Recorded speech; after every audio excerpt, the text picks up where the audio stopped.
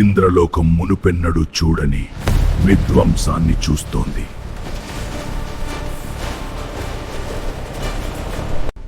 అమరత్వం ఉన్న దేవతలకు కూడా చావు భయం పట్టుకుంది.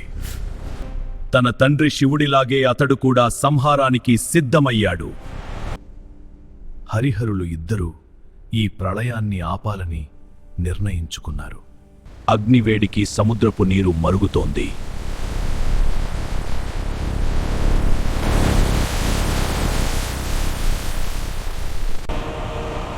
అతడి శ్వాస కూడా నిప్పులు కురిపిస్తోంది.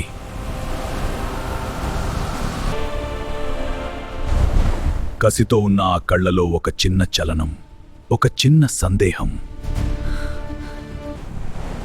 అప్పుడు త్రినేత్రుడు తన ఉగ్ర రూపంతో కిందికి వచ్చాడు.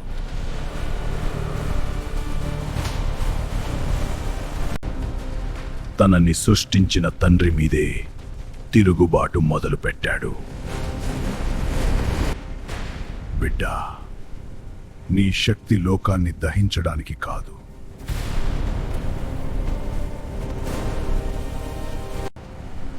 నాకు ఆకలి వేస్తోంది, ఈ లోకాన్ని మింగేస్తా.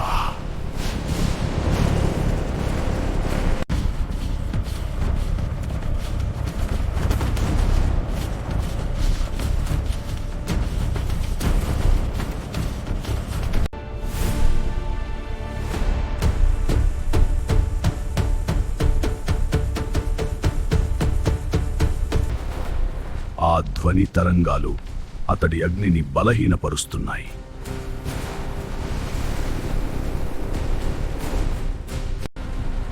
తన సొంత తండ్రిపైనే సూత్రాలను ప్రయోగించాడు. హాలాహలాన్ని మింగినవాడు ఈ అగ్నిని మింగలేడా?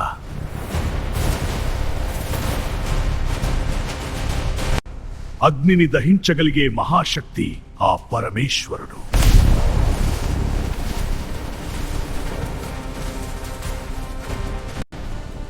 తనని ఓడించలేరనే అహంకారంతో భాను రెచ్చిపోయాడు. ఆ ఓంకారనాదం ముందు ఏ అస్త్రం నిలవదు.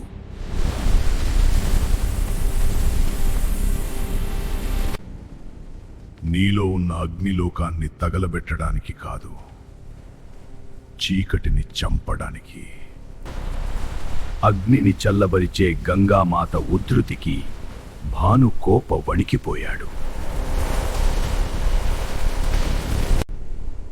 ఆ చూపులో భానుకోపకి తన పుట్టుక పరమార్థం కనిపించింది.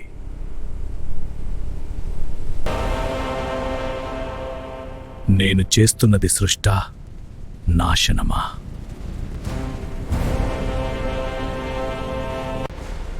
బిడ్డా, నువ్వు నా అంశవే, కాని నీ దారి తప్పు. అహంకారం అణిగిపోయింది, అనురాగం పుట్టింది. నాయనా, అగ్ని రగిలినప్పుడు గాలి తోడైతే దానమవుతుంది, కానీ నీళ్లు తోడైతే శాంతిస్తుంది. నీ కోపమే నీ శక్తి. నన్ను ఏం చేయమంటారు?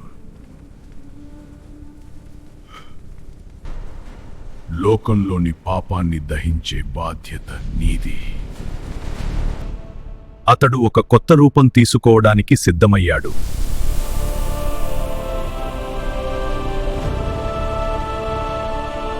సముద్రపు అడుగున ఒక భారీ జ్వాల వెలగడం, సముద్ర గర్భంలో బడబాగ్నిగా మారుతున్న దృశ్యం. ప్రళయం ముగిసింది, ఒక కొత్త అధ్యాయం మొదలైంది. పార్ట్ 3 అయితే ఉంది బ్రో.